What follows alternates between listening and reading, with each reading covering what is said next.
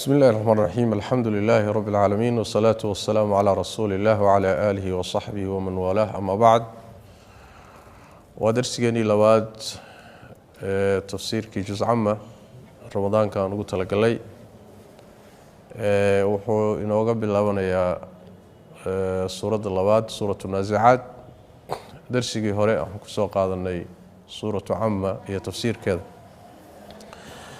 sidaan horeyba usoo sheegnay suuradahani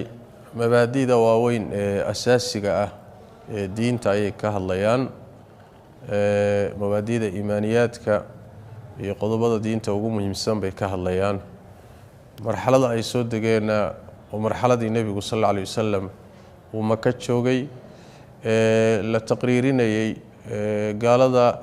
dood badan iyo dagaal lagu la jiray sidii looga dhaadhicin lahaa mabaadi'dan asaasiga waxay ku bilaabanaysaa suuradani dhaar ilaahay dhaaranayo tabaaraka wa tacaala sida saxiixa malaa'igtiisa sifaad ay leeyihiin iyo shaqooyin ay qabtaan ayuu ilaahay tabaaraka wa tacaala ku dhaaranayaa arinta dhaartaasi uu u dhaaranayana waxa weeye isa soo saariddu inay tahay xaqiiqo jirta oo shaki ku jirin wuxuu rabbi yidhi tabaaraka wa tacaala marka wanaazicaati malaa'igta siibtaan ku dhaartay nafta gaalada iyo munaafiqiinta qarqan kumaanshoobid ku siibta bimacnaa si adag u siibta oo ay ku maanshoobayso oo ay hawl adag ka qabanayso qarqiga sidaa way macnaha wannaashitaati baan ku dhaartay malaa'igta bixinaysa nafta mu'miniinta tartiib u bixinaysa nashtan bixin yani tartiib bay u siibaysaa sida xarig ama guntin si tartiiba sirqinta looga siibay oo kale si tartiibay u bixinayaan nafta mu'miniinta wasaabixaati baan ku dhaartay malaa'igta dabaalata hawada sabxan dabaalasho malaa'igta ilaahay tabaaraka wa tacaala hawadaasay dabaalanaysaa waa qaybo malaa'igta kamid ah oo hawlo loo diray ayaa hawadaas dabaalanaya fasaabiqaati baan ku dhaartay malaa'igta hormaraysa oo iimaanka iyo khayrka iyo wanaagga u hormaraysa sabqan hormarid oo goobaha khayrka iyo wanaagga iyo iimaanka iyo taacada ayay u ordaan u hormaraan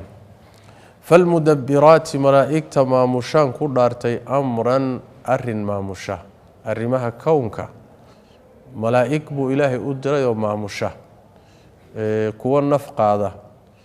iyo kuwa dhibicda iyo daaq iyo dalaga maamusha iyo kuwa waxyiga ilaahay keena iyo kuwa muxuu ahaay masaa'ibta iyo hawlahan loo diro iyo malaa'igta hawlahan adduunka ilaahay u diray oo kala wada iyagaasaa marka kala maamulaya amarka ilaahay bay fulinaya intaasaan ku dhaartay buu rabbi yidhi tabaaraka wa tacaala halkaa marka waxaa ku jira muqsamu calayhigii shaygii lagu dhaaranayay oo ah latubcathunna waa laydin soo saari in muqsamu calayhiga lagu dhaaranayo uu sidaa yahay taqdiirka waxaa laga qaadanayaa hadalka dambe yowma tarjufu araajifatu tatbacuha arraadifa waxaa laga hadlay yani waxa weeye isa soo saaridii ayaa laga hadlay marka meeshaasa waxaa ku jira shaygii lagu dhaaranayo wanaazicaati qarqan nabigaa sharxay sal alla alay wasalam wanaashitaati nashtan sidoo kale wuxuu inoo sheegay nafta xun markii jidhka laga siibayo inay malaa'igtii nafta qaadaysa u imaanayso oo ay ku leeyihiin naftan xunay yaa ayatuha nafsu lkhabiitha naftan xunay soo bax waxaad u soo baxdaa ilaahay cadhadiisa iyo cadaabkiisa iyo cuquubadiisa u soo bax markay sidaa ku yidhaahdaan bay marka jidhka ku kala cararaysa jidhkay ku kala baahaysa markaasay malaa'igta intay qabtaan bay xoog u soo dhufanayaan way garaacayaan ruuxii bay gadaashay dhinacyaha ka garaacayaan si ay naftii xoog uga saaraan taasaa marka waxaa laga wadaa shaqada adag ee malaa'igtu ay qabanayso markay nafta ka saarayso gaalka iyo munaafiq iyo dadka xunxun taasaa waxaa laga wadaa yani wanaazicaati qarqan malaa'igta nafta xun siibta gharqan maanshoobid si adag u siibta oo muxuu ahay shaqo adag ka qabanaysa way macnaha wannaashitaati nashtana waa dadka mu'miniinta iyo dadkii wanaagsanaa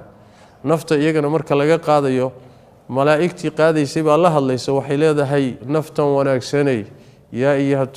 ayatuha nafsu tayiba naftan wanaagsanay soo bax waxaad u soo baxdaa ilaahay naxariistiisa ridihiisa u soo bax baa la leeyahay markaasay si tartiiba iskeenaysaa jirkay tartiib uga soo baxaysaa markaasuu malakul mowt qaadayaa marka taana waxaa tilmaamaysa wannaashitaati nashtan waxaa laga dhigay sidii xadhig guntanaa oo suryadii siriqintiisa ayar saa loo furayoo sidaa si tartiiba u kala furmay ayaa laga dhigay marka si tartiibay u qaadayaan wasaabixaati sabxan fasaabiqaati sabqan waa malaa'igtaasi hawada dabaalanaysa iyo kuwa khayraadka u kala orotamaya u dhaqtamaya falmudabiraati amrana waa malaa'igta kownka maamulayse ilaahay amaradiisa fulinaysa kownka ku fulinaysa ayaa laga wada intaasaan ku dhaartay buu alla yidhi tabaaraka watacaala maxay tahay waa laydin soo saari waay arrintan aad ka muransantihiin dooda ka qabtaan xaqiiqo dhici doonta waay yowma tarjufu araajifatu goormay dhacaysaa waay yowma maalin baa laydin soo saari tarjufu ay gilgilanayso alraajifatu tii gilgilanaysa tatbacuhaa xaal ay raacayso alraadifatu tii daba socotay ee fangalaysay yowma maalinkaasi yani mid gilgilanaysa ayaa imaanaysa kownkana gilgili doonta yowma tarjufu araajifa waa afuufista hore ee buunka waa kaan ku soo marnay suuratu cama darsigeenni shalay yowma yunfaqu fi suur buunkaa la afuufi doono afuufistaasi waa 2 goor marka horaa la afuufayaa waa markaasi adduunka la gebagabaynayo ee la halaagaya la baabi'inayo mar labaad baa la afuufi doonaa markaana waa marka la soo noolaanayo dib loo soo noqonayo marka hore ee afuufista hore waxaa dhacaya gariir iyo gilgilasha dhacaya wax walba waa ruuxanaya qayladaasi markay dhacdo wax walba waa ruuxaya marka yowma tarjufu araajifa ayadii baa gilgilanaysa oo ruuxanaysa makhluuqaadkii oo dhanna way ruuxaysaa waa gilgilaysaa tatbacuhaa waxaa raacaysa oo ka dabagelaysa alraadifatu tii daba socotay muddo markay ka soo wareegto ilaahay uu qadaray ayaa haddana afuufistii labaad ee daba socotay baa dhici doonta oo mar labaad buu malagu afuufi doonaa buunka afuufaya markaasna waa markii la soo noolaanaya markaasay dadkii waxaad arkaysaa iyagoo wada taagtaaganoo nin walba meeshii ka soo baxay quluubun qalbiyaal see wax u dhacayaan maalinkaa isaga ah quluubun qalbiyaal yowmaidin maalinkaasi waajifatun waa mid baqaysa waa mid yani walwal iyo baqitaan iyo aada u qasan waay waa quluubtii dadkii xumaa ee aan soo shaqaysanin qalbiyadoodii waay xaaladii howlka maalinkaa taagan ayay la baqayaan absaaruhaa aragyaalkeedu khaashicatun waa mid dullaysan qalbiyadaasi ruuxii baa laga wadaaya araggiisiiyo indhihiisuna waa dullaysan yaho waa fooraraa yani waxa jira ee socda ayuu sooxoba la fiirin karinba saas daraaddeed indhihiina waa dullaysan yihiin quluubtiina walwal iyo cabsi iyo qas baa buuxiyey way qasantao idraab shiddat lidraab waay ayib marka wejiyo iyo qalbiyo saas waaye yani jidhkii qalbiga dhibaatada haysatiyo walwalkii walbahaarkii rafaadka haystaba jidhkiina ka muuqdaayo indhihii baa fooraroo dullaysan ruuxii o dhan waa dullaysan yahay yaquuluuna waxay leeyihiin tani waxaa laga hadlayaa marka maxaa sidaa loogu galay leanna adduunka markay joogeen mayna rumaysnayn mana ayna usoo diyaargaroobin kumana ayna talagelin in layska daba imaan doono bal way inkiri jireenba in laysa soo saari doono yaquuluuna waxay leeyihiin oy dhihi jireen waay ainaa anagu lamarduuduuna kuwa la celinaya miyaanu nahay filxaafirati jidkii hore miyaana lagu celinayaa ama filxaafirati qubuurta dhexdeeda inagoo qubuurta ku jirna miyaana la celinayaa oo ma noloshiibaa dibna loogu celinayaa ama xaafirada waxaa la yidhaahdaa wadiiqada jidkii aad soo martay ee lugtaadu markii hore soo raadaysay ee dhulka soo muxuu ahaay ee soo saamayso athar kaga timid kaasaa la yidhi jidkii horeen soo marnay oo noloshii ahaa aan ka nimid miyaa dibna loogu celinayaa أإذا كنا ممركان أهانا نلعلينيا عظاما لفا مركان أهاني نخرة أو باليودي رابخذي أما بلشي لفوه بني آدمكو markay muddo joogaan way baaba'ayaan way jilcayaan way bololayaan way raabakhayaan kadib way duleeshamayaan way baaba'ayaan marka dhulkii baan galay qabri baan galay carradii baan cuntay lafahanagi waa baaliyoobeen jilkii carrada la kala tagtay dhacaankii warkiisa iska daa ma markaan nusaan noqonay kadib aan la soo celin karaa say ku dhici kartaa yani wax aqligu aqbali kara ma aabay leey طيب أإذا كنا ما مركان أهانو عظاما لفورنا خيرة oo raabakhday ama boloshay oo baaba'day ma markaas kadib baan la soo celinaya qaaluu waxay yiraahdeen tilka taasi soo celintaas idan marka haday dhacdo karratun wa celin khasiratun oo khasaartay hadayba dhacdaba waa midaan loo soo diyaar garoobin waa midaan lagu talagelin waa midaan waxba loo tabcanin sidaas daraadeed waa mid lagu khasaaray waa khasaarnay way macna ficlan waa khasaareen لأنه وحويان ننكي آن وحصو طبعا ما ننكاس وخسارتين تلك تاسبينها إذن مركز كرة وعلن خاسرة بمعنى أولو خسارة بمعنى راضية أو كلام متاح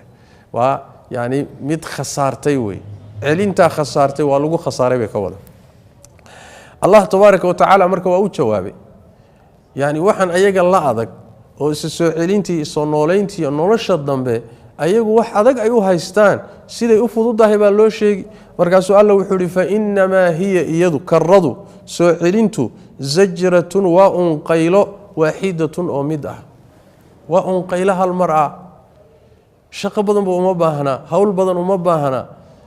keliyata wax weeye inuu malagaasi la diray buunka afuufo qayladaasi dhacdo amarkaas lagu soo wada kacaya khalaas وهل قيل واي وملقاسي قيليو وحكوا إذن كفصادوا هاي ستان ما فإنما هي إيد زجرة وقيلو يعنان واحدة أومدة الضومدة اللو يريا كدي بنوح لصوبها أمر إلهي وصوبها هذه عدي دي كرتمجي سمركة ولا سوق القلية فإذا مركابة قيل داسي مركي دعضو فإذا مركابة هم أيقوا خلائق دي بالساهرة dhulkii cadaa ee sinaab ay ku sugan yihiin saahirada waxa la yiraahdaa al-ardu al-bayda al-mustawiya dhulka cad ee siman baa la yiraahdaa in calaamo lahayn waana kan nabiga xadiiskiisa ku yimid sallallahu alayhi wasallam yaani dhulka xisaabta lagu qaadi doono ee la isku soo saari doono ardul bayda khaliya kal khubz an-naqi wa dhul banaan oo cad oo siman oo sidii aad moodo yani kibis ama canjeero cad oo kala aad moodaa dhul noocaas oo kala baa la isku soo saari doonaa saahirada taas la yiraahdaa marka waa arladii yani sinayd طيب فاذا مركبهم iyagu bisahirati ama waxa la yiraahdaa saahirada dhulka korkiisa sidana waa tafsiir oo waliba ibn kathir ul inta badan baa sida qabta dhulka korkiisa la saahirada hadii la yiraahdo bimaana dhulka hoostiisa ay ku jireen dhulka hoostiisii baa laga soo saaray oo qaylo lagu soo saaray kadibna dhulka korkiisii bay yimaadeen faydahum bisahirati dhulka korkiisii bay markaa joogaan sidaas way arintu arin adag ma ahaba waxa idinka aqli ahaan idin la fog idin la adag wax adag ma inta kadib ayaa Allah tabaaraka wa taala halkan waxa marka laga guda galay qisadii nabiyullaahi Muusa iyo Fircoon dhaxmartay yani tusaale loo soo qaadan mar wayaan qisooyinka quraanka nabiga lagu sabirsiinaya oo waxa la leeyahay waxan ku haysta wax lamida ka daran nabiyo horu soo maray dad horu soo maray way sabreen adiguna sabir mid labaad wayaan waxa darsi la siinaya dadka kibre ee isla weyn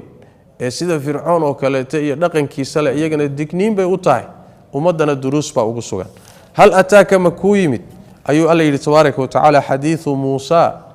nabi maxamed oo makuu yimid xadiisu Muusa warkiisii ma ku soo gaaray id waqti ugu war aha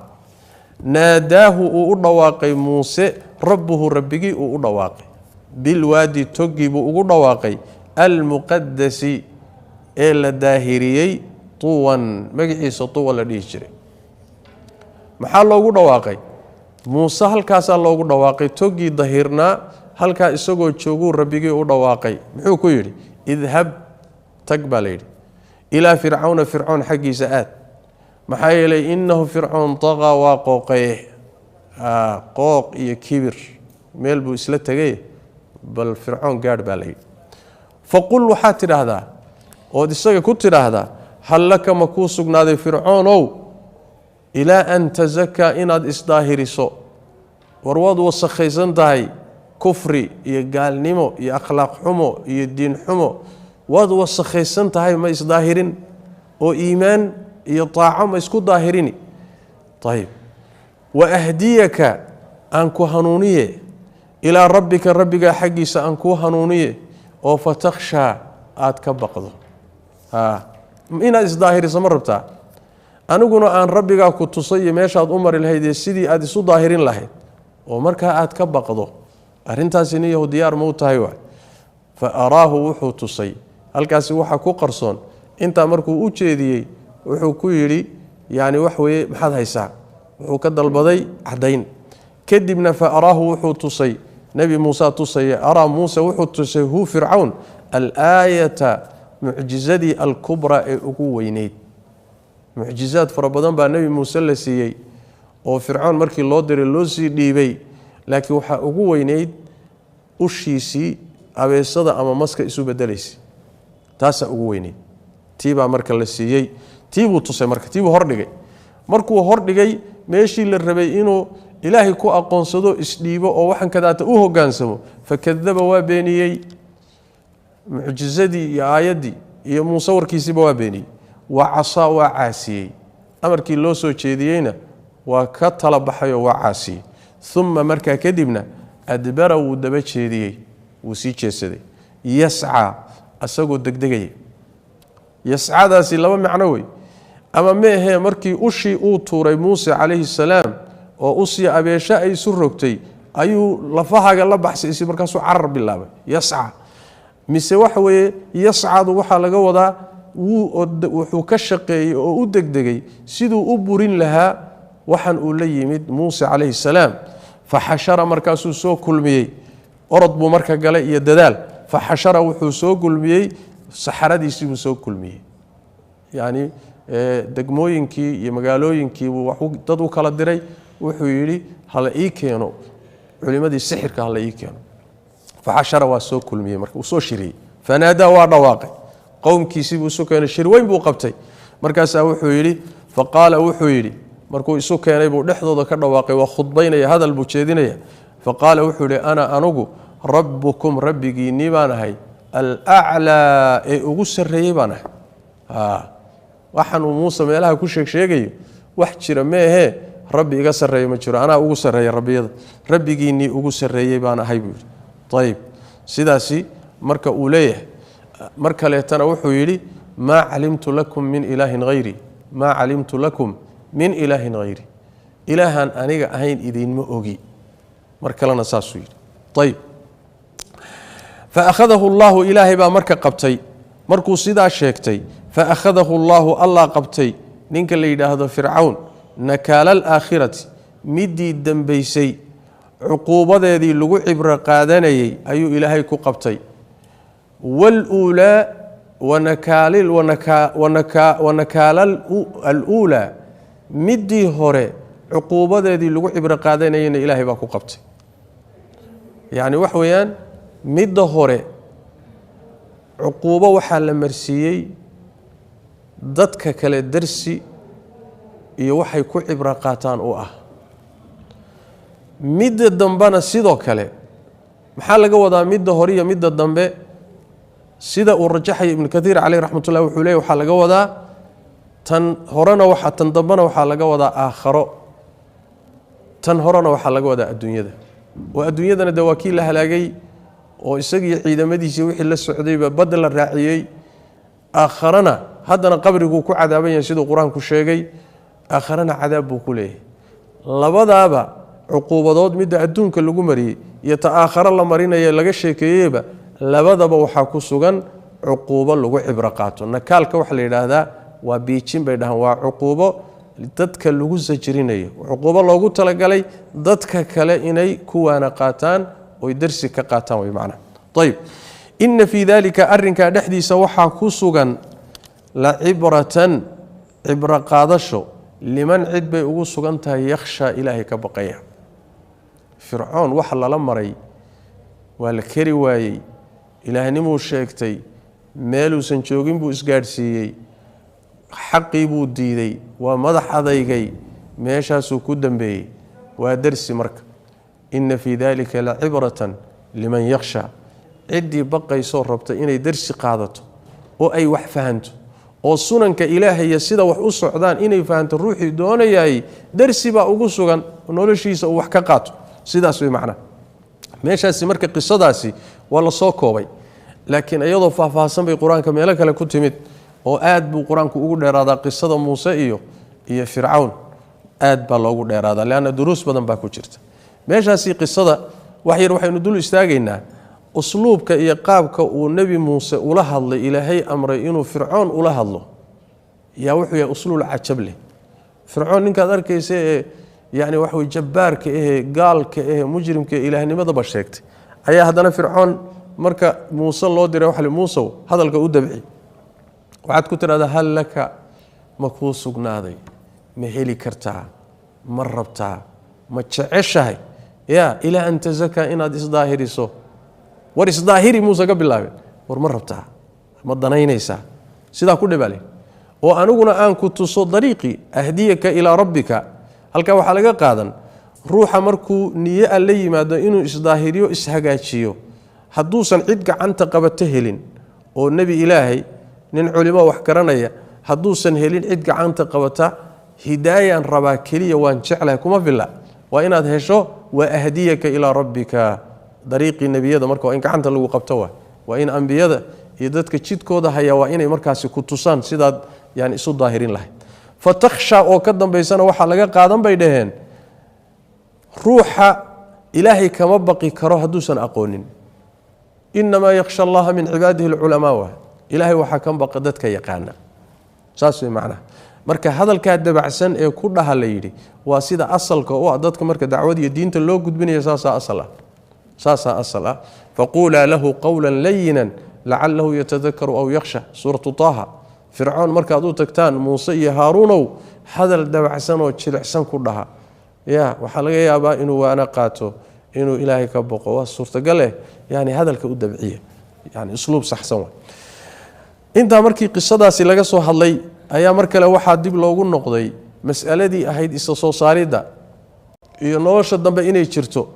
aad buu quraanku u dul istaagaabaan ilaana furo way masaladaas haday bar rumeeyaan in la soo noolayn doono mabaadiida kalena way qaadanayaan taas marka aad loogu dul istaagay tiiba marka dib loogu noqdo adiladeedii baa la tusaya ilaahay inuu awood u leeyahay inuu dib u soo nooleeyo wuxuu alla yiri antum idinka miya ya kuwi inkirsanaa isa soo saarida la hadlaya وقريش iyo gaaladii muxuu carabta u badnaa antum idinka miya ashaddu adayg badan khalqan xagga abuurista am amase as-samaa'u mis samadii waa xagga abuurista idinka iyo samada kiineeba adayg badan طبعا jawaabtu waa iska cadahay samada naga adayg badan waay samada naga weyn abuurista samada ayaa ka weyn anaga abuuristanada hadaba haday sida tahay banaaha alla waa dhisay marka samadu haday idinka abuurkiina ka adag tahay allaha iyada idinka adag abuuray idinka inuu idin soo celiyo idin abuuro maxay ku tahay waxay la mid tahay la khalqu samawati wal ardi akbar min khalqi an-nas samaawaadka iyo dhulalka abuuristooda ka weyn bini aadamka abuuristiis sidaas way macna rafa'a alla uu kor yeelay samkaha uu dhisay alle rafa'a wuxuu kor yeelay samkaha qaradeeda samkiga waxa la yiraahdaa waa inta lagu dhex socon karo waa iyada dhexdeeda intay macnaha qaradeedu leegtay macnaha ama koreynteeda labada waa la yiraahdaa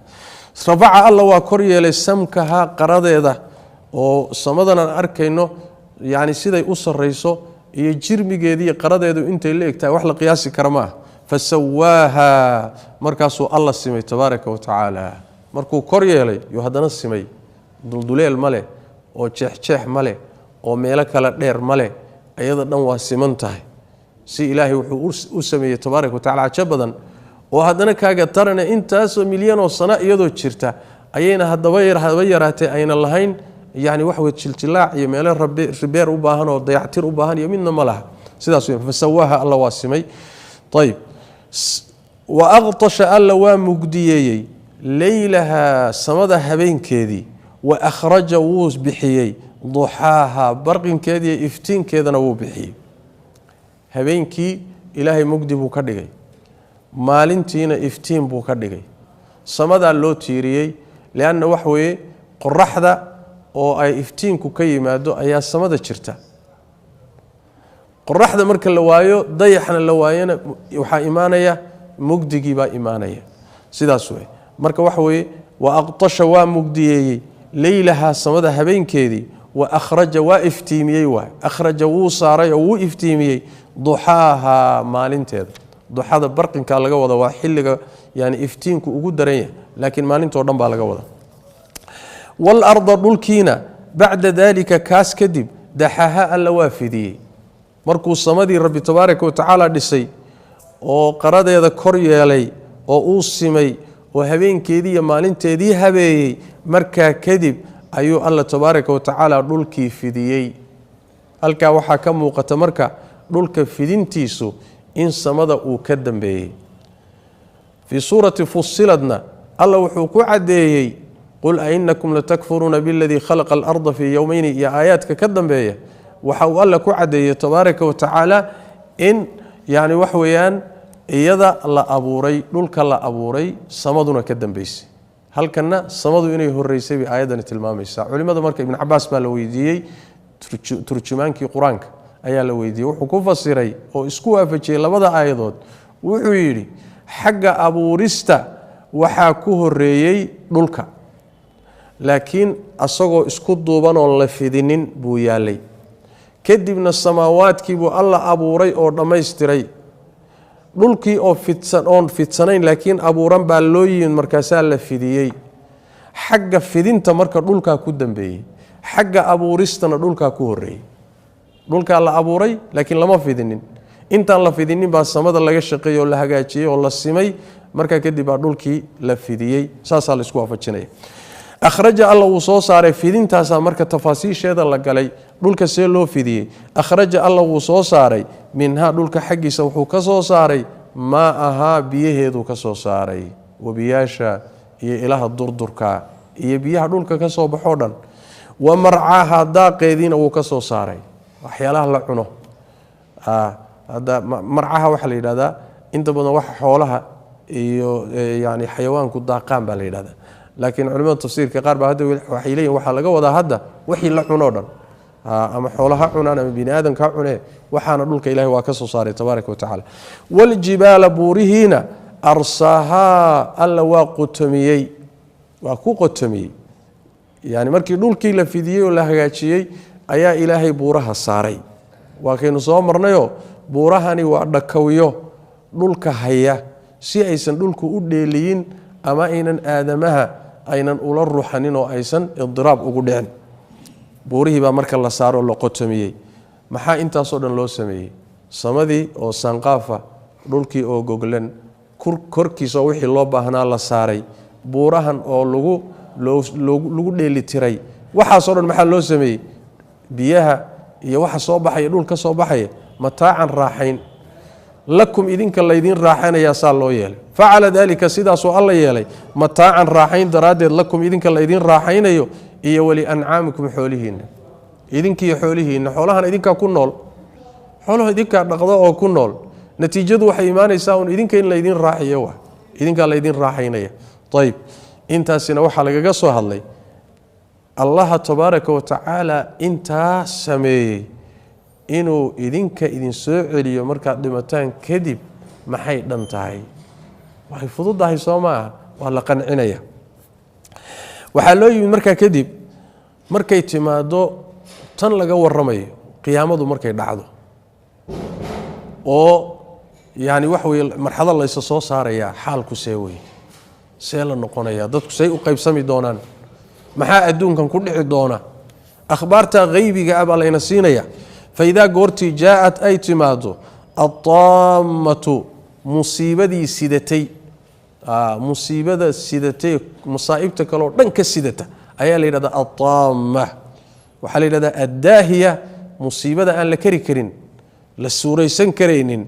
oo kuwa kale oo dhan ka sayid calaynaysa oo ka sidata ayaa la yidhahdaa ataama faidaa goortii jaa-ad ay timaado ataamatu musiibadii sidatay markay timaado ee kuwa kale oo dhan ka sidatay waa qiyaamada waay wasaacatu adha wa amar waa kii ilaahay yidhi alkubraa ee ugu weynayd musiibadii sidatay ee haddana ugu weyn masaa'ibta ugu weynayd markay timaado yowma maalin ay timaado yatadakaru uu xusuusan doono alinsaanu insaankii maa saca wuxuu shaqeeyey wuxuu qabtay ayuu xusuusan doonaa ilaan hadda waynu halmaansannahay axsaahu llahu wanasuuhu waay allah koobay oo wax walba waa qoran yihiin laakiin innagu waan halmaannay maalinkaa laakiin wax kastood halmaantay ood samaysay waa lagu soo hordhigi diiwaankii markaasaad xusuusani wallaahi camalkan waa kii aan maalin heble sameey meel heblaan ku sameeyey wixii oo dhan baa marka xusuusan doontaa yatadakaru linsaanu maa saca camalkiisiibuu xusuusanaya waburizat waa la muujiyey aljaxiimu naarta jaxiimo liman cid baa loo muujiyey yaraa arkaya khalqigoo dhan waay yacni ciddii inay aragta rabto oo dhan bannaankaa la keenay bannaankaa la keenay waa la soo muujiyey wax qarsoon ma aha jaxiimo bannaankaa la keenay leanna wax weye marka addoommada lala xisaabtamayo qiyaamada la tago sida xadiiska nebiga ku sugan sal alla alay wasalam ayada oo 70,000 hoggaan lagu hayo ayay soo fakfakanaysaa oo khalaa'iqdan meesha la xisaabinahayayba rabtaaba inay leeftaba oy qaadato marka waa la soo muujiyey fa amaa man ruuxii sidaa markay dhacdo see la noqonaa marka fa amaa man ruuxii taqaa qooqay adduunka markuu joogay buu qooqay waa kibray waa isla weynaaday waa la keri waayey xadhiguu goostay fa amaa man taqaa ruuxii qooqay oo wa aahara door biday alxayaata noloshii addunyaa ee dhoweyd waa tan aynu joogno ama liidatay taasuu door biday oo uu doortay oo qaatay wuxuu ka door biday midda dambe ama diintiisa iyo aakhiradiisii buu ka door biday oo middanuu ka doortay middanuu dhaldhalaalkeeda iyo macmacaankeeda iyo waxeedaasuu u xishay tii aakhare iyo wixii gaadhsiin lahaana wuu taasuu ka doorbiday oo ka hormariyey ruuxa isaga ah fa ina aljaxiima naarta jaxiima hiya iyada ayaa alma'waa hoyaad ah hoy kale ma leh halkaasuu ku dambaynaya jaxiimo ayaa hoygiisa ah walciyaadu billaah kaasi waa sidaa waay waa ruuxii qooqay aakhiradiisa iyo adduunkiisana adduunkiisa doorbiday oo halkaasi u batay wa amaa man ruuxii khaafa baqay maqaama rabbihi rabbigii hor istaaggiisa ka baqay inuu ilaahay hor istaagayo oo la kulmayo oo la xisaabtami doono oo abaal marin doono isagoo keligii ah oon turjumaan u dhaxaynin ayuu ogyahay markaasuu ku talagalay waa isdiyaariyey baqdintaasuu qaaday wa amaa man ruuxii khaafa baqay maqaama rabbihi rabbigii hor istaaggiisa ka baqay oo wanahaar reebay annafsa naftiisana ka reebay can ilhawaa xumaanta ay jeceshahay hawada waxaa la yidhahdaa waxyaalaha ay naftu iska rabto jaahilnimada way iska rabtaa waxay iska rabtaa gaalnimada waxay iska rabtaa dulmiga waxay iska rabtaa akhlaaq xumada waxay iska rabtaa caajiskiiyo inay faraa'ida dayacdo waxay iska rabtaa munkaraadka iyo macaasida inay jiidho waxaa hawadiisu ay rabto ruuxii ka celiyo ka xakameeya fa ina aljannata jannadii hiya iyada ayaa alma'waa hoyaad ah iyadaa hoyaadkiisa ah meesha uu ku hoyanaya halkaa way labadaa unbaa loo dhaxaynayaa qaarna xaggay ku hoyanayaan fariiqun fi ljannati waay qaarna xaggay ku hoyanayaan waa fariiqun fi saciir labadaa unbaa loo kala bixi doona lagu kala dambayn doonaa xataa qolo dhexdhexaada mararka qaarkood hadday jiraan caraafa marka dambe xagg iyo xagga may kala badanayaan saas way macnaha ayib dhinac bay u badanayaan way macnaha marka waxaa la doonayaa inay cabsina kugu jirto naftaadana aada xakamaysood xumaanta ka xakamayso ayaa loo baahan yahay yas'aluunaka intan dambe marka suuradda khatimkeeda waxaa lagaga hadlayaa su-aal baa imaanaysa hadday qiyaama jirto oo aakhara jirto oo laysa soo saarayo goormo weye wakhtigeeda ha naloo sheego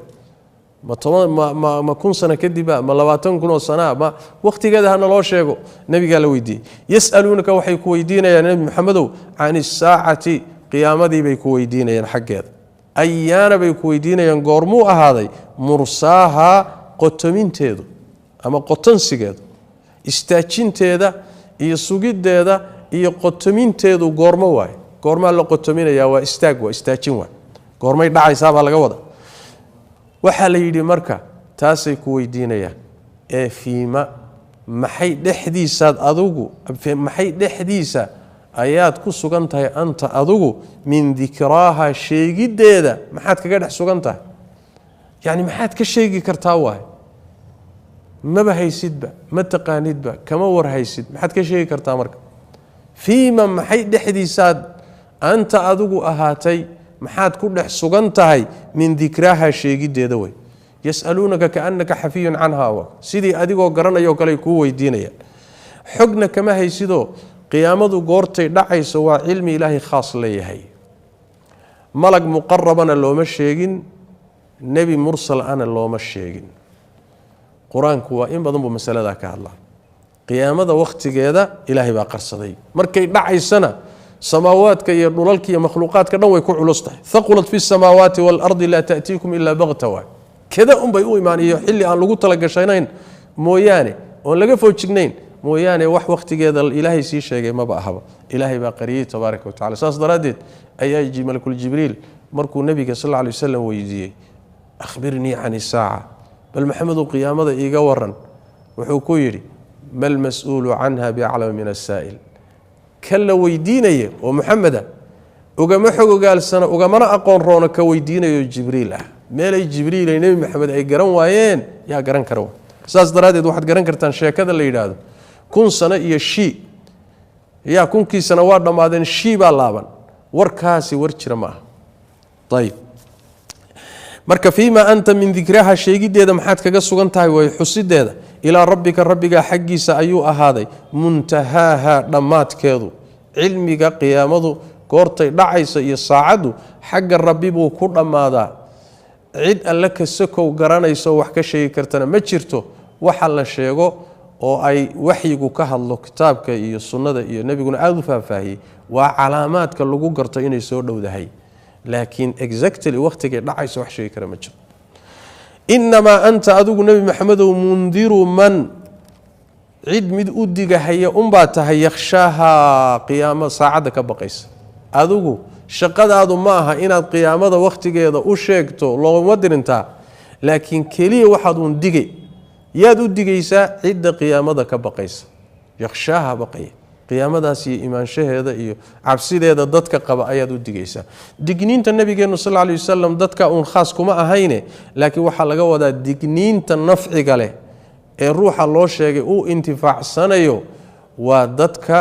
qiyaamada ku talagashan cabsideeda qaba waxay la mid tahay oo kale inamaa tundiru man ittabaca adikra wa khashya araxmaana bilghayb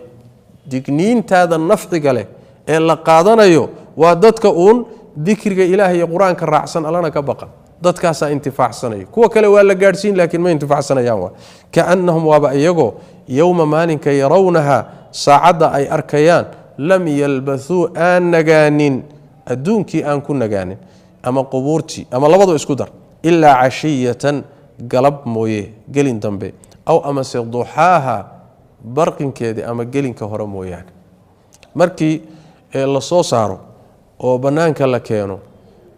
oo la yidhaahdo war inteebaad adduunka ku noolaydeen waxay leeyihiin ma gelin horaan joogno kolley maalin dhammaystiran maba ahayne talo ma gelin horay ahayd mise gelin dambay ahayd cashiyada waxaa la yidhahdaa duhurka laga bilaabo ilaa qorax dhaca duxaana waxaa laga wadaa hadda waabarka laga bilaabo ilaa maalinka bartamaheeda ilaa yani waxa weye maalinka niska marka waxa weye gelin hor iyo gelin dambe iska dheh sababtu waxay tahay adduunkani waa gaaban yahay inuu gaaban yahay xaqiiqadeedana waxaa la arki marka laysa soo saaro qabriga muddada lagu jiray iyo adduunka markii muddadii la joogo dhan haddii laysu geeyo war inteed joogtay lagu yidhaahdo waxaad leedahay kolley maalin ma dhannayn war ma 10 beri bay maya war maya waxa weye maalin xataa ma dhannayn sidaas waxaa marka la leeyahay war wax isaga dhanba markii laysku dardaro maalin gelinkeed inuu dhan yahay aadba ka shakin doonto maxaad marka aakhiradaada uga dooran maxaad jannadaada uga dooran maxaad isu lugoyn maad ayada dadaalka iyo mudnaanta siisid waa kaannahum waaba iyagoo yowma maalinka yarawnaha ay arkayaan saacadda qiyaamada lam yalbathuu aan nagaanin adduunkii iyo qubuurtii iyo aan ku nagaanin ilaa cashiyatan gelin dambe mooye aw amase duxaaha gelinkaa dambe barqinkiisii iyo gelinkiisii hore mooyaane maalin gelin hore mise gelin dambe labadaasay ku shakinayaan bimacnaa adduunkani qiimana ma leh waana gaaban yahay waa hada wabillahi towfiiq وصلى الله وسلم وبارك على نبينا محمد وعلى اله وصحبه وسلم آتنا waxaan uga gudbaynaa qaybihii su'aalaha ahaa wixii aad soo qorteen waxaan ka gaarnay insha Allah taala inaan ka jawaab naam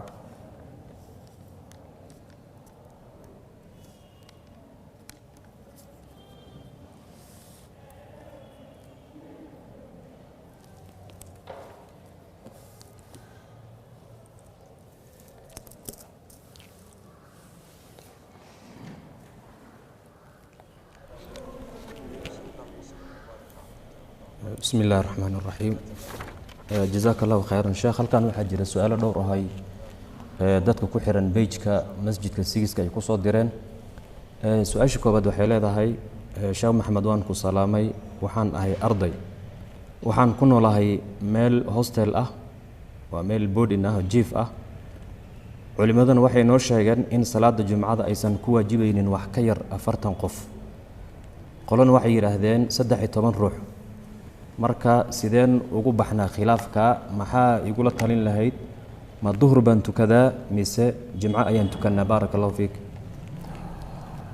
bismillaahir rahmaanir rahiim su'aashaasi waxay khulaasadeedu tahay tirada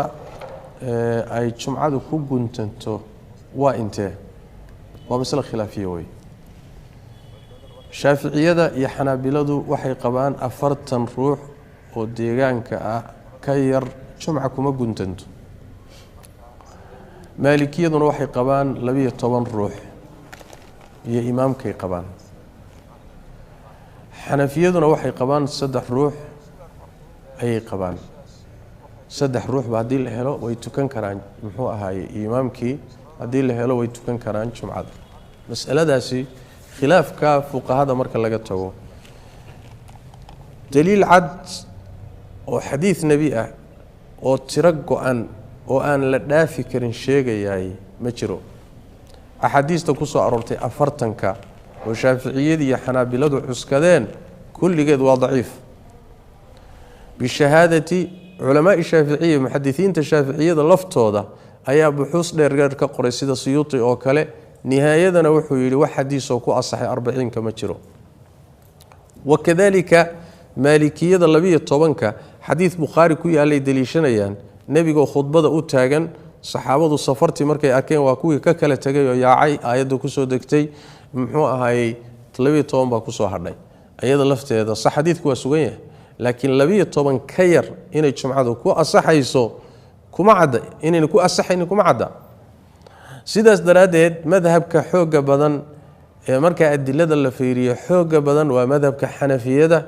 iyo qoliyo ka agdhow oo dhahaya marba hadii jamaaca la helo jumcadu waa ku asaxaysaa jamaacana waxay ka bilaabataa 3 iyo wixii ka badan muhaqiqiinta ahli xadiidka in badan oo kamidna madhabkaasi rajaxayaan waana sida xooga badan waay laana fariidadan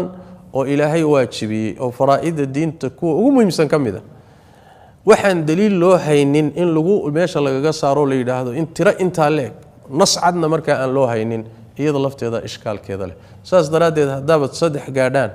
iyo tira ka badan meel jumcada iyo jamaacadka loogu talagalayna aad heli kartaan tukada jumcada tukada isu khudbeeya kadibna tukada naam jazakallahu khayran su'aashan kale waxay leedahay gabar baa soo qortay waxay leedahay sheekh waxaan rabaa inaan ka faa'iideysto bisha Ramadaan marka ma isticmaali karaa dawada caadada dib u dhigta si uusan Ramadaanka iga kala go'in ama soonkiisa mas'alada ah dumarku Ramadaanka markuu soo galay ma isticmaali karaan daawada caadada joojisa ama dhiigga caadada ah baajisa ama dib dhigta jawaabteedu waxa weeye ha waa sax way sameyn karaan hal sharti un bay leedahay daawaday isticmaalayaan inayna caafimaadka dib u geysaneen arrintaana dhakhaatiirta kulli kala tashanayaan maxaa munaasiba maxaa yeelay wax diidaya lama hayo mid labaad waxay ka sugan tahay Ataa ibn Abi Rabah taabicigi jaliilka ahaa ayay ka sugan tahay biisnaadin saxiix in muxuu ahay waqtigaas taabiciinta waa la isticmaali jiray waxa la isticmaaloon baa kala duwanaan jiray way ka sugan tahay cabdulaahi ibnu cumar saxaabigana way ka soo aroortay laakiin waxa way waa daciif saxaabiga kama sugna laakiin taabiciga way ka sugan tahay saas daraadeed waa la isticmaali jiray lamana inkirin culimada maanta joogtana in badan oo ka mid waxay leeyihiin mushkilo male hal midun baa laga taxadari gabadhu daawada isticmaalayso ee dhiigga caadada ay ku dibdhigayso inaysan caafimaadkeeda dhib u geynin ramadaanka waxaa la mid ah xajka oo kale markay xajka galayaan oo kale suusan xajku uga kala go'in way isticmaali karaan si ay acmaasha xajka u dhamaystaan sharti inaysan darar iyo dhib uusan u geysanin caafimaadkooda wallahu aclam jazaaka allahu khayran saa'ilkan kale wuxuu leeyahay sheekh waxaan joogaa magaalada muqdisho masaajidda magaalada aad bayna u badan yihiin xilliga suxuurta waxaa dhacda aniga oo suxuurta ku guda jira in masaajidda qaar laga aadaamo qaarna dib u dhigaan aadaanka marka ma kan horaan ictimaadaa oon raacaa mise kan dambe masaladaasi waa masalo runtii dhib badan wadamada inta badan dowladaha ay ka dhisan yihiin muslimka aadaanka xilli go-an baa loo sameeyaa laakiin wadamada inta badan aan masaajidda la nadaaminin masaajidu marbu iska aadaamaa waana mushkilo runtii jirta halkan inugu haysataa lafteeda maxaa la samaynayaa xaaladaasoo kale ruuxa masaajidda midka uu isleeyahay waa ugu waqti ilaalin fiican yahay oo waqtigiibuu ku aadaamaa muxuu ahaayey salaada ku tukadaa masaajidka ugu kalsooni badan yaho isleeyahay masaajidkaasaa waqtiga ilaaliya kaasuu aadaankiisa ictimaadayaa isagaasuu ku afurayaa isagaasuuna suxuurta ku joojinaya haddii aadaankii isaga qasmo oo xiliyo kala gedisan ay masaajidii aadaamayaan xalna markaa loo waayo wallahu aclam jazaaka allahu khayran saa'ilkan kale wuxuu leeyahay assalaamu calaykum sheekh maxamed waan ku salaamay ilaahay ha ku barakeeyo waxaa jirta gabar walaashay ah oo qabta cudurka suuxdinta dhakhtar baana daawo u soo qoray dhakhtarkiina wuxuu yidhi dawadan yaana laga kala goynin marka sheekh ramadaanna waa lagu jiraa marka maxaan samaynaa haddii gabadhu daawadu u socoto suuxdinta loo siiyey isla markaana haddii daawada joojiso dhakhaatiirtu ay leeyihiin xanuunkaa qabanaya daawadeeda ha iska wadato hana iska afurto hadhow haddii ilaahay caafiyana ha qallayso faman kaana minkum mariidan aw calaa safarin faciddatun min ayaamin ukhra waa shareecadeenna waa shareeco fudud axkaamteeduna way fududdahay shaygii asalba fududaa haddana waxoogaa culaysa hadduu galo way sii fududaynaysaa marka iska afurto gabadhu daawadeeda ha qaadato hadhowna ha qallayso goortii ilaahay caafiyo tabaaraka watacaala allahu aclam jazaaka allahu khayran saa'ilkan kale wuxuu leeyahay sheekh anoo sooman ayaa waxaa la iga baaray cudurka corona oo tuubo ayaa sanka la iga geliyey kadibna dhiig baa iga yimid marka soonkayga miyuu jabay mise waan sii wataa haddii aan caloosha haddayna wax gaadhin oo caloosha wax lagu shubay ama gaadhay uusan jirin keliyeeta tuubada sanka lagaa geliyey oo dhiiggu sanka kaa yimid soonka jabin mayso laanna waxa weeyaan dhiigaga jidhka ka yimaada hadduu dhiig badan yahay baa muran ku jira oo sida toobinkoo kale uu yahay ama dhiig badanoo ruuxa jidhkiisa ka baxay ayaa laga murmaa ma jabinayaa soonka mise ma jabinayo laakiin meel yaroo ku xagtinoo ku gaadhay gor yaroo kaa yimid dhiig yaroo jidhka meel ka mida ka yimid ilig aad iska saarto dhiig ka yimid kuwa yaryarka ah soonka waxba yeeli maayaan wallahu aclam saa'ilkan kale wuxuu leeyahay sheekh waxaan weydiinayaa masaajiddii way xiran yihiin guryaha ayaan joognaa haddii aan rabo inaan tukado salaada taraawiixda ma kaga tukan karaa musxafka ama mobilka applicationka ku jira ee qur-aanka maadaama aanan xifdisanayn qur-aankii jawaabtu waa haa ruux hadduusan qur-aanka xifdisnayn oo uu doonayo inuu qur-aan dheer salaada ku tukado misxafka wuu ka tukan karaa ama qur-aanka hadduu mobaylkiisa ku jiro wuu ka tukan karaa arrinkaasina waxay ka sugan tahay umu lmu'miniina caaisha radia allahu tacaala canhuma sida uu masaaxifta ku wariyey ibn abi daawuud uu masaaxifta ku wariyey kitaab almasaaxif uu ku wariyey culimo kalena ay wariyeen waana ka sugan yahay umulmu'miniin caaisha sidaas daraaddeed wax dhiba ma laha haddaadan qur-aanka xifdsanayn misxafka waad ka tukan kartaa ama taraawiix ama salaad kaleba wallahu aclam jazaaka allahu khayran saa'ilkan kale wuxuu leeyahay waxaan joogaa ceel waaq soomaaliya sheekh allah ku xifdiyo su-aal ayaan rabaa inaan ku weydiiyo oo ah aabbahay waa qof da ah oo aanan soomi karin waxaan rabaa inaan fidyo aan ka bixiyo marka ma bisha oo dhan baan maalin walba mid miskiin quudiyaa mise hal maalin inaan wada quudiyo 30 miskiin baa igaga filan dadka soomi kari waayey ama xanuunaan rajo lahayn la soomi waayey ama da' darteed la soomi waayey fidyada laga bixinayo hal marna waa la wada bixin karaa bisha dhexdeedana waa la yaryarayn karaa raashiin bisil waa la bixin karaayoo la bisleeyey masaakiin waa loo qaybin karaa raashiin caydhiin oo iyagu karsadaan waa loo qaybin karaa intaasiba way bannaan tahay mushkilo ma leh hadduu ramadaanka in yar u bixiyana wuu heli karaa haddii uu siduu anas ibn maalik samayn jiray khaadimkii nebigu sal lla lay slam kama fii saxiix albukhaari siduu samayn jiray hal mar buu intuu masaakiin isugu yeedho bisha aakhirkeeda ayuu u qaybin jiray muxuu ahaayey raashiin u qaybin jiray marka intaasoo dhan way bannaan tahay kii la sameeyaba dhib ma leh jazaaka allahu khayran saa'ilkan kale wuxuu leeyahay sheekhana culimmada qaar waxayna dhaheen ma bannaana marka ruuxu uu sujuudayo wejigiisa iyo gogasha uu ku tukanayo inaanan loo dhaxaynin oo maro aysan wejigiisa saarnayn haddeertaan waxaa naglu laasimiyey maaska inaan xiranno oo ah afxirkan hadda koronaha laga gaashaanto marka anoo maaska xiran ma ku tukan karaa culimmada qaar baa jira sax dhaha ruuxu markuu sujuudayo wejigiisa iyo meeshuu ku sujuudayo waa inaan loo dhaxaynin laakiin waxaa sugan hadday duruufi timaado in marada aad qabto ama shay aad qabto wejigaaga iyo dhulka inay u dhaxayn karaan waana xadiidka bukhaari iyo keyrkii ku sugan saxaabadu ridwaanullaahi calayhim markay meel kulul ku sujuudahayaan maradooda ay qabaan ayay dhulka isaga xijinayeen calashaani kulaylka ayayna wejiga dhigi karaynin marka duruuf baa keentay xataa haddii la yidhaahdo xaaladaha caadiga lama ogola xaaladan oo kale duruuf baa keentay haddii marka cabsi ay timaado xanuun baa faafaya hadday timaado oo xanuunkii waxaa laga yaabayaa gogasha in laga qaado dadkii kala qaadaan haddii laga yaabayo cabsidaasi ay timaado waa ruqso sidii kulaylkii laga baqaayo kale imaan kartaa saxaabadu ay maryahooda ay dhulka isaga dhigayeen marka wax mushkila wax dhiba uma arko in ay muxuu ahay ruuxu uu maskaraatiga baashan muxuu ahay afka lagu xidho isagoo qaba inuu sujuudo midda kale meesha laga sujuudo ma aha muxuu afka ma aha baashu afkay qarinaysaa meesha laga sujuudo waa jabhada waa halka wejiga ah iyo sanka labadaa in dhulka la dhigo waa laga yaaba inay sanka qabato laakiin wejigaa koreete ma qabanayso marka sujuudda laba gooroba wax dhiba male wallahu aclam jazaaka allahu khayran saa'ilkan kale wuxuu leeyahay lacagta aad siiso walaasha ama walaalka ma u niyan kartaa zaka xitaa iyadoon la gaarin xilligii zakada waa laba masalo isa saaran masalada koobaadi waxa way zaka aan waqtigeedii gaadhin ma la soo hormarin karaa masalada labaadna waxa way dadka qaraabadaada zakada ma siin kartaa midda hore jawaabtu waa haa zakada waqtigeedii iyadoon la gaadhin waa la sii bixin karaa xadiid xasana ku sugan oo nabigeenna ka sugan sala allahu calayhi waalihi wasalam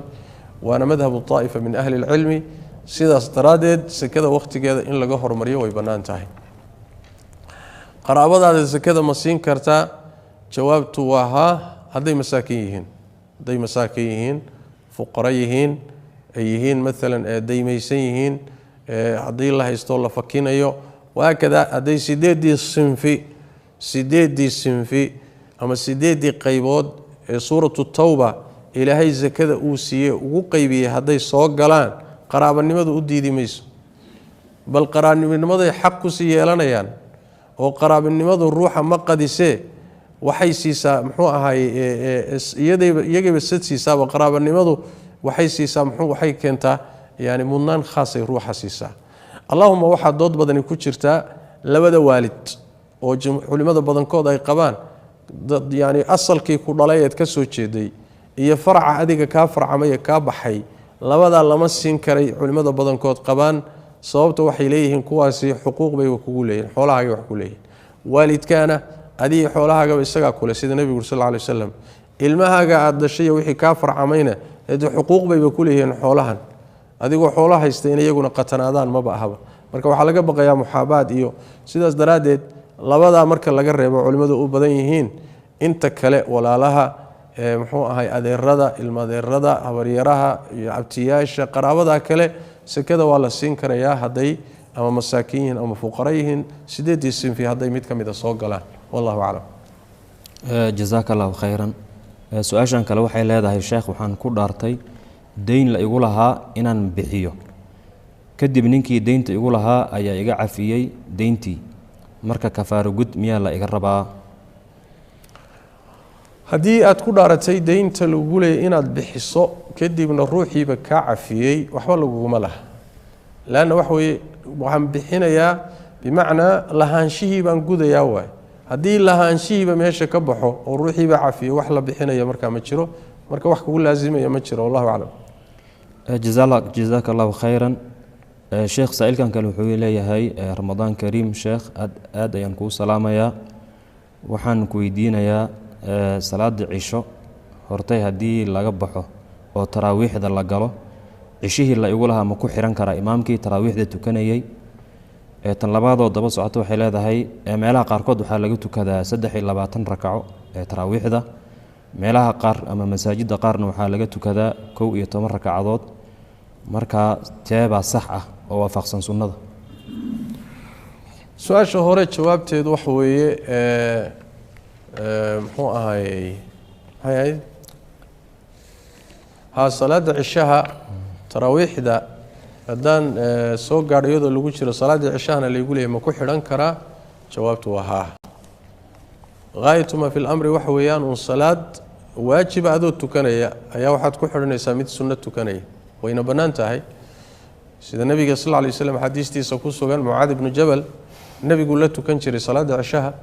kadibna wuxuu tegi jiray xaafadiisa masaajidka ku yaalla dadkii oon weli tukanin, markaasuu tujin jiray. isagoo sunnuu markaa tukanayaa, dadkuna waxay tukanayaan salaadoodii cishaya waajibka ahayd. marka sida saxiixa way bannaan tahay, yani iqtidaa'u muxuu ahay muftarid bimutanafil, mid sunno tukanaya inaad ku daba xidhato dhex male. marka adoo cishihii kuu laaban yahay haddii taraawiixeedoo lagu jira aad timaaddo waad ku xidhan, kadibna markay muxuu ahay aada dhamaysataa taraawiixda la xidhani macna. masalada labaad oo ah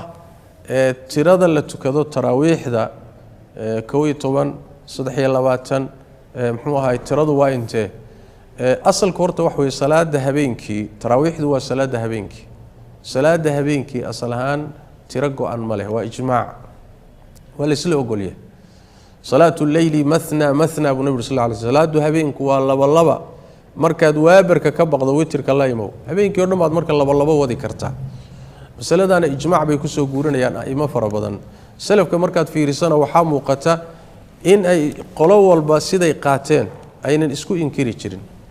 yani wax way maalan shaaficiyada iyo xanaabilada iyo 23 bay qaateen, 20 salaadii iyo 3 witir ah. qolyo 39 bay qaateen, qaar way ka badiyeen. marka cinda salaf mas'alo la isku inkira ma ahayna mas'alo wajhada nadarku isku khilaafsan yihiin, qoloba si u qaateen bay ahayd, dhibna ma laha haddii aad tukato inta, haddaad yarayso, haddaad badiso. laakiin markii xadiidka bukhaariga ku yimid, caaisha markii nabiga weydiiyey sal lla lay wasalam, markii la weydiiyey salaadiisu sidee bay ahayd habeenkii, waxay tiri ramadaan iyo keyrkii toona muusan ka siyaadin jirin 11 ragcadood. laakiin waxay ku dartay 11 ragcadood wuxuu tukan jiray 4 ragcadood. laa tas'al can xusnihinna wa tuulihinna, wuu dheereyn jira, wuu qurxin jiray nebigu sal lla lay wasalam. markaasuu haddana 4 kale tukan jiro, dheereyn jiro, qurxin jiray. markaasuu 3 tukan jiray nebigu sal lla lay wasalam. marka haddaad qiraa'ada dheeraynayso oo qiraa'o dheer ku tukanayso 11 tuko, 13 riwaayad baa ku soo aroortay. haddaad qiraa'ada gaagaabinaysana inaad tirada badiso, yani wax weeye 23 iyo ka badan iyo ka dhigto mushkilo ma laha. marka kulli dalika fi lamri saca in sha allahu tacala, wallahu aclam. intaas ayaynu insha allahu tacala ku ekeynaynaa su-aalihii idinka soo arooray eed soo qorteen. ilaa iyo kulan dambe intaa iyo wasalaamu calaykum waraxmat ullaahi wabarakaatu.